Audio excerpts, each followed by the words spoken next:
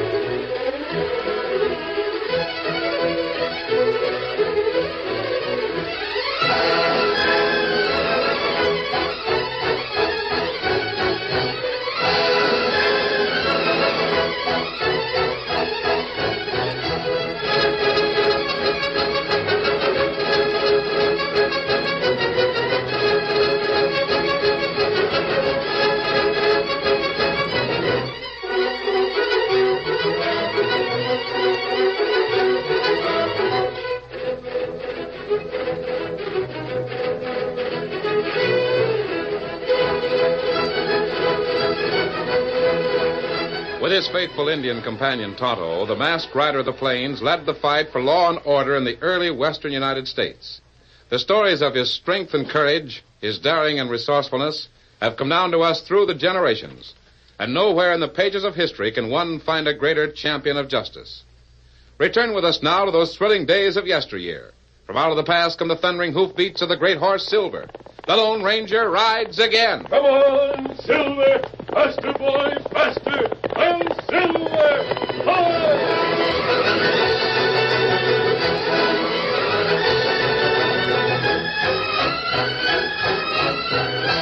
Pop Hendricks owned a small ranch in the foothills of Red Rock Range. It fronted the main road between Clemens and Buena Vista. And although the distance in either town was equal, Pop generally rode down to Buena Vista whenever he bought supplies. The reason for his choice was simple. Pop loved to talk. He liked to tell and retell stories of his adventurous youth. But what good is talking unless there's someone to listen? There was usually a small crowd lounging around the iron stove in Sam Paxton's general store. As he entered the front door, Pop Hendricks gave his potential audience a cheerful greeting. Hi, boys. Hello. What you say, Hendricks? Biggest liar in Clemens County. What's that? No, nothing, Pop. Just picking out a brand that'll fit a cagey old critter like you. Where's Sam? You're right here, Pop. What can I do for you? I've got some trading to do. Here's a list. Here's a dinero to pay for it. Let's see. Bacon, beans, flour, cornmeal. Oh, yeah. Before you start putting all that truck together, Sam, better throw me a slab of chawing tobacco. Here you are. Thanks. Yeah. Well, sure tastes good. I ran out of the stuff about 4 days ago. Put your order in the bag, Pop. Will you wait? Sure, I'll wait. Hey, that plug of tobacco's kind of tight fit for your shirt pocket, ain't it, Pop? Yeah, it is sort of a tight fit. I'll get up. Tight fit. Say, that reminds me. Oh, here you go. Did I ever tell you fellas about the time I was driving the overland mail from Smoky Hill to Denver? Yeah, we've heard it about 15,000 times. I know every word of that story by heart. No, not every word. Pop adds 100 more engines every time he tells it. Wait a minute. It's the truth.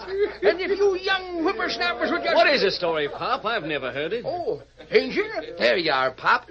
Most likely this is the only hombre in the United States and Canada that ain't heard about how he used to drive the overland wagon. Go on, Mr. Hendricks. Tell me about it. Well, this tobacco being a tight fit in my shirt pocket's what made me think of it. You don't need anything to make you think of that tale. Well, like I was saying, I had an experience back in '53 that ain't never been equaled. It sure ain't. Well, go on. Well, I was driving a stagecoach for the Overland Company. Had the run between Smoky Hill and Denver. Lots of wild Indians in that country in those times, so touring a stage was a pretty dangerous job. Took a cool head and plenty of nerve. I'll bet it did. Some of the drivers were scared of that Smoky Hill to Denver run, but not me. I had a team of 6 of the finest horses west of the Mississippi, and a Concord stage that was built like a baby buggy. Still got that old stage, too. It's out at my ranch right now. You ought to come out there sometime. Stick to the story, Pop. Oh, yeah. It was one morning in the spring of '52. I'd just drove into Smoky Hill from Denver. Hadn't even unhitched the team yet. The superintendent walked up at me and he says, "Hendricks," he says, "we've got a lot of United States mail piled up here that has to leave for Denver right away." "Why ain't somebody taking it out?" I says. "'Cause every driver here is afraid to make the run," he says, real disgusted like. Well, then he went on to explain the reason.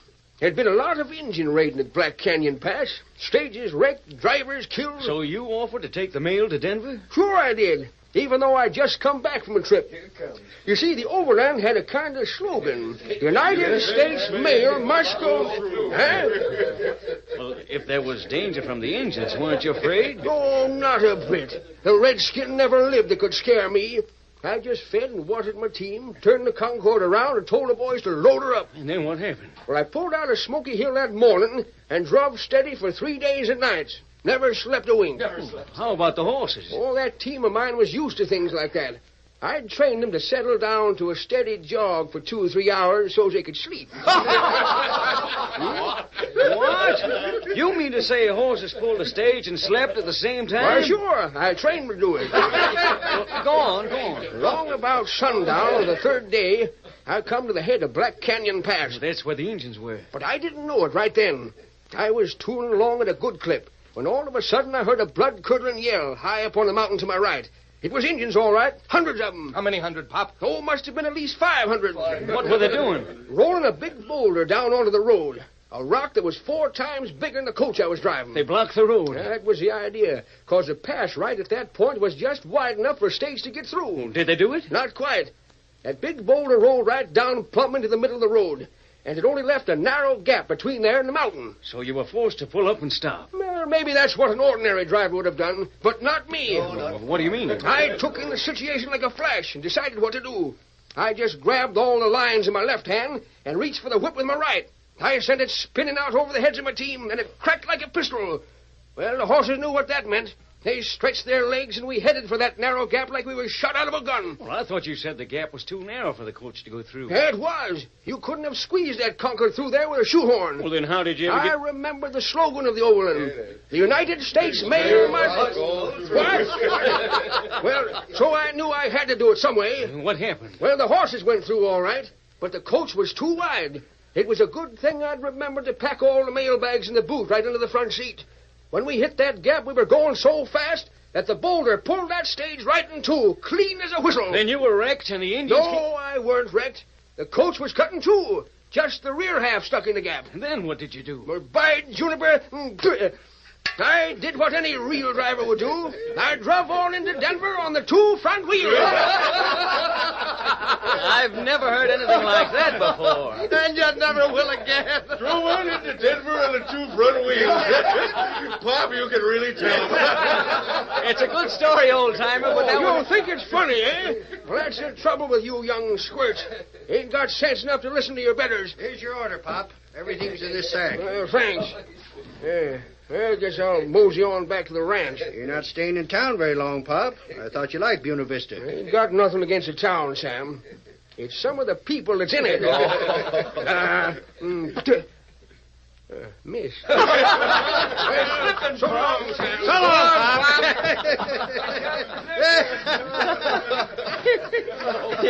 He drove on into Denver on the 2 front wheels. Oh, I've heard a lot of stories, but that one tops them all. It takes old Pop to tell the big ones.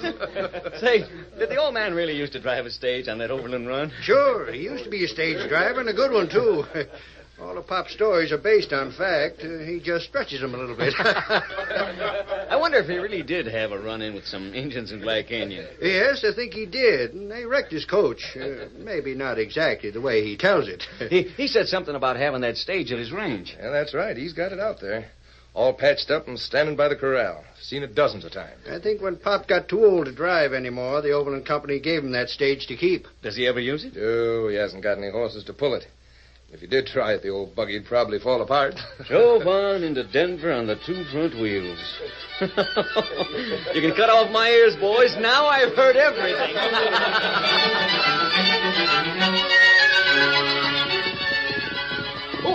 Oh, you winner. Oh. 3 horses hitched to the corral. Ain't expecting anybody. Wonder who's here. Hello, Pop. Well, I'll be the Lone Ranger. We've been making ourselves at home, Pop. I hope you don't mind. Thunderation, of course I don't mind. Powerful glad to see you. Hi, Tonto. How you been? Me plenty good, Pop. My Juniper, I'm sure glad to see you. Come on in the house and I'll rustle some grub. I'm afraid Tonto and I won't have time for that. I want you to meet a friend of mine. Now, come here, Dan. Oh, sure. Dan, this is Pop Hendricks. You've heard me speak of him many times. Oh, I sure have. This is Dan Reed, Pop. Well, put her there, partner. You're a mighty fine-looking young'un. Thank you. I have a favor to ask of you, Pop. Why, anything at all. Tonto and I are going up to see the sheriff at Clemens. He sent for us. We may be busy for a few days. I wonder if Dan could stay here with you until we get back. Why, sure he can. I'd be tickled to death to have the boy stay here as long as he wants to. Oh, gee, thanks. Then that's settled. That is, if he can stand living with a crotchety old buzzard like me. I think you two will get along all right. Oh, sure we will. I like it here. Say, I noticed an old stagecoach down by the corral. Sure as a swell one. Son, you're talking about the finest Concord that ever turned a wheel. Did you ever drive it, Mr. Hendricks? Drive it? Say, that reminds me. Did I ever tell you fellas about the time I was driving the overland mail from Smoky Hill to Denver? Oh, yes, Papa. I think Tonto and I have heard about it several times. But Dan might like to hear the story. Oh, gee, I sure would. Well, you mean you really want to hear about the time I drove that stage from Smoky Hill to Denver? Of course I do. Well, come on, Dan, my boy. We'll go right down there and set up on the boot of the coach, and I'll tell you all about it. All right. Wait till I fight off a chaw of my eating tobacco. Can't tell a story without a chaw on my face. Say, where's Smoky Hill? Just this side the Missouri River. I'm sure Dan will be in good hands until we get back. Here, Silver. Come, Scout. Pop loves to tell that story. Dan has never heard it before. They'll get along fine. Steady, big fella. Pop Hendricks, plenty good man. Sometimes him stretch truthful. Yes, but it doesn't hurt anyone. Come on, Silver. Get him up, Scout.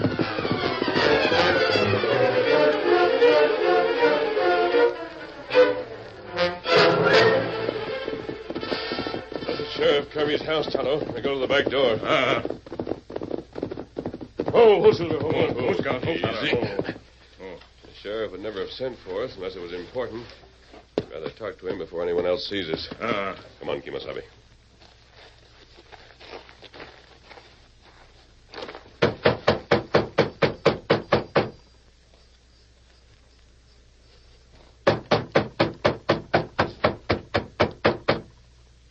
That's strange. Maybe he isn't here. The door isn't locked. We'll go in and wait for him. Evidently, he hasn't been gone very long. There's a cigar still burning here on the desk. What we do? We'll wait, at least for a little while, Tonto. He'll likely be right back. We might as well sit down. Kimasabi, what do you think Dan do at Pop Hendricks' ranch for now? I don't know, but it's a safe bet he's still listening to one of Pop's stories. I can't understand why Sheriff Kirby isn't here. He knew we were coming. Me take a look around. There's only 2 rooms in the house. Where'd this door go? I think that's a closet of some sort, Tonto. The sheriff keeps extra clothes in there, and... me see if... Oh. Tonto. Man fall out. Him tied hand and foot. It's the sheriff, and he's not only tied up, he's been shot. He's dead. Reach. Get your claws up. He's back of us, Tonto. Get him up, or I'll put a load of daylight through both of you.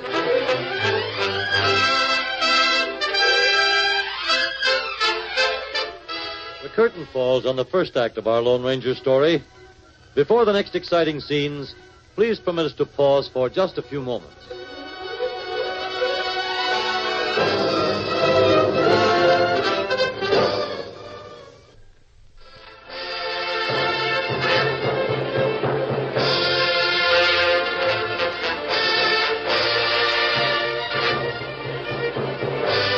Now to continue our story. Opening a closet door in the office of Sheriff Kirby, the Lone Ranger and Tonto made a gruesome discovery. The dead body of the sheriff, bound hand and foot, fell at their feet. While they were examining the dead man, an outer door opened, and they were covered by guns aimed at their back. You hombres heard me. Get your flippers up in the air. Do what he says, Tonto. If he's alone, we'll make a play for time. I said get him up. We can't very well argue with a gun at our back. Stand up and turn around. Both of you. Masked. Oh, an outlaw, huh? And an Injun. A couple of sneaking varmints if I ever saw any. We seem to have found good company. Take off that mask. I'd rather not. Oh, yeah? 10 to 1, you and the redskin are a couple of cow country road agents. Take off the mask. Strange that a smart man like you would ask me to lower my hands, even as far as my face. Well, then I'll take it off. And your face with it. That's what I've been hoping for, Tonto. He asked for that, and he took his eyes off my hands and walked close to me. You hit him on head plenty hard. I wonder who he is. Him crook. He's not one of Kirby's deputies, I know that. The sheriff has been murdered, so I... Wait a minute. His face is familiar. I've seen it somewhere, and I know those circulars over on the desk. Here it is. Wanted for murder and bank robbery. Austin Crowley. His handbills from a sheriff in the southern part of the state. It says, Crowley generally works with a gang. And last seen, he headed north with Bart Lester, an escaped convict. If apprehended, hold and notify sheriff of Clay County. Take his guns, Tonto. Me get him. We'll wait till Mr. Crowley regains consciousness, then ask him a few questions.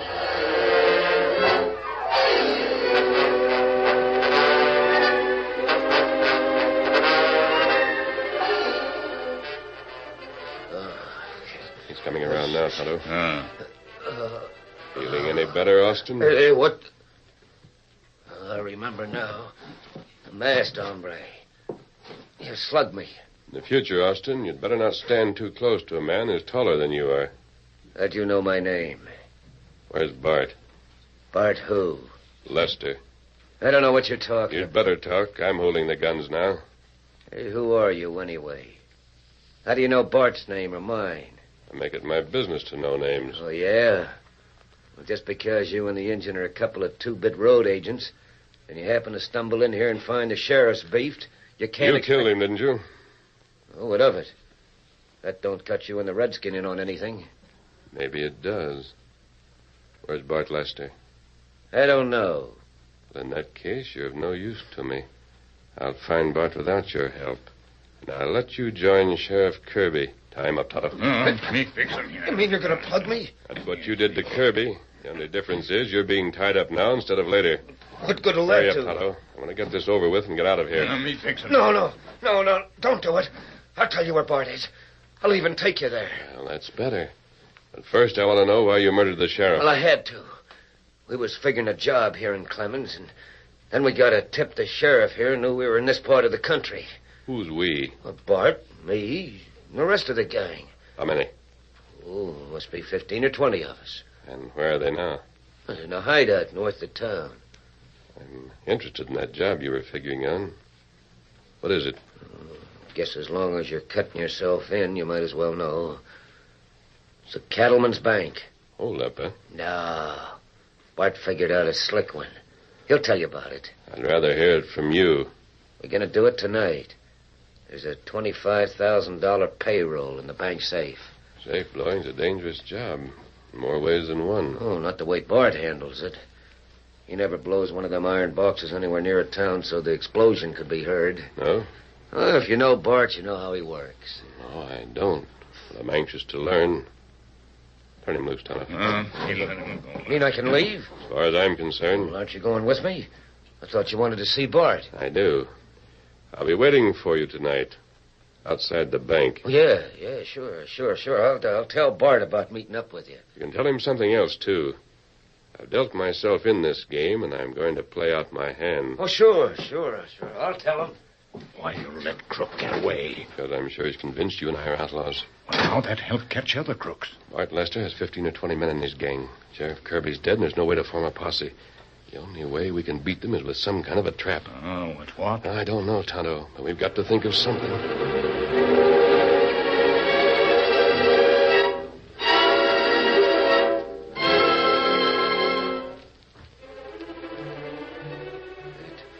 Wasn't my fault, Bart. Honest, it wasn't. I tell you to beef that lawman, then hang around there so nobody will find him till after the job tonight. Well, that's what I did. So you let some critter that's masked take your guns away. I couldn't help it, Bart. There were two of them against me.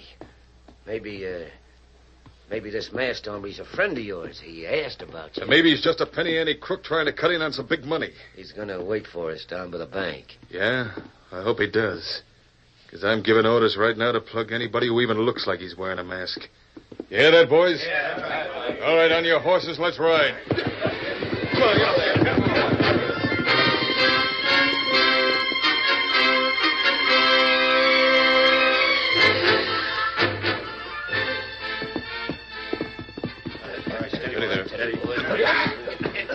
Keep them horses quiet. Back that wagon up here to the door. All right. Come on. Back up there. Back up there. Come on. Back up.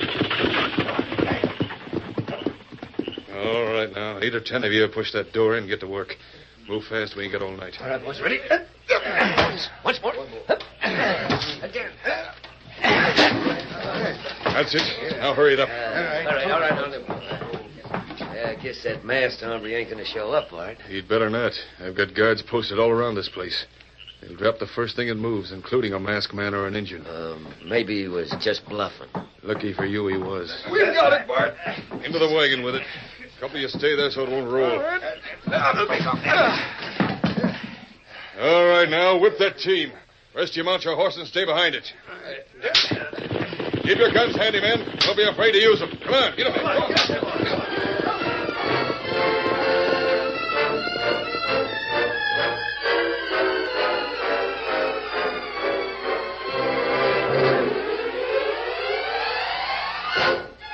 So that's the scheme. Instead of trying to blow the safe while it's in the bank, they carry it away. Uh-huh. Now Crook go to hideout, huh? There's no way we can stop them unless... Otto, there's only one road out of here. That goes down through the valley. That's right. That wagon with a heavy iron safe can't leave the road. So they'll have to pass over the stone bridge below Pop Hendrick's place. That's right, but... Here, Silver. Come, Scout. Take every shortcut you can, Tonto. Get to Buena Vista. See the sheriff there. Tell him to round up all the men he can and come to the stone bridge. Steady, big fella. And what you do? I'll meet you there. Come on, Silver. Get him up, Scout.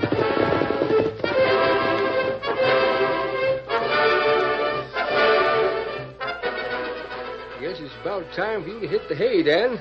Getting sleepy? Oh, I don't want to go to bed yet. Can't you tell me some more about when you were driving the overland stage? Well, let me see. I gotta have another chaw to back you first. I can't talk unless... Wait. Somebody just rode up. I can't figure who'd be out here this time of night. Lone Ranger.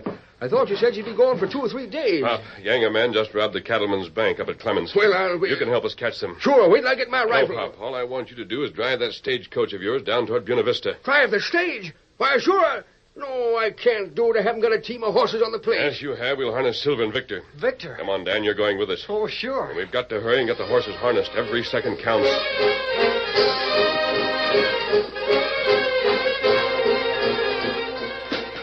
Now, get up there on the boot, Pop, and grab the lines. I don't understand what you're trying to do, but I guess it's all right. Just drive, Pop, drive. Tool this stage like you used to on the Overland Mail.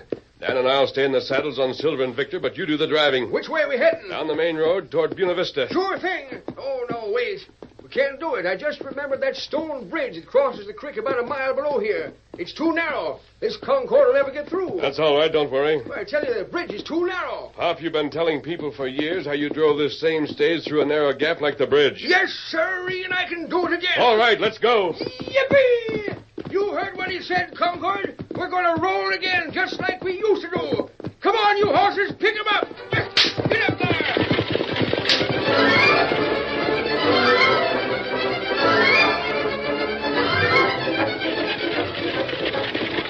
There's the bridge. Right ahead of us. Hang on, Pop. We're going through.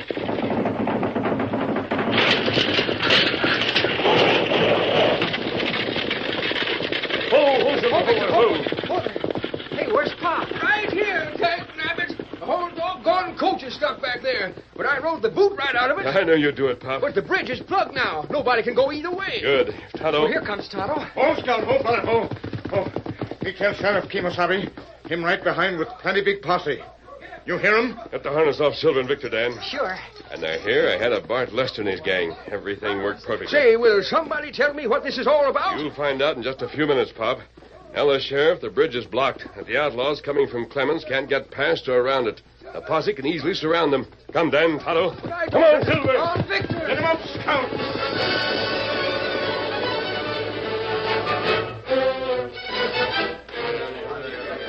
Here comes Pop Hendricks now. Hiya, Pop. Hey, Pop. Everybody in town's talking about what happened down by your place last night. Is it right the sheriff captured a whole gang of bank robbers? Yeah, that's the street of it. I heard the sheriff say the two of them coyotes are going to hang for killing a lawman up in Clemens. That's right. But he said he never would have nailed him if you hadn't bottled him up by plugging the bridge with the old stagecoach of yours. Yeah, I guess the sheriff knows what he's talking about. You're about the most important man in Buena Vista now, Pop. Say, where'd you get the horses to pull that coach? Borrowed them from some friends. Friends who don't want their names mentioned. But I don't understand how you did it. Lord thunderation, you fellas make me sick. It's the same thing I've been trying to tell you for 20 years. Just like the time I drove into Denver on the two front wheels. I'll Silver!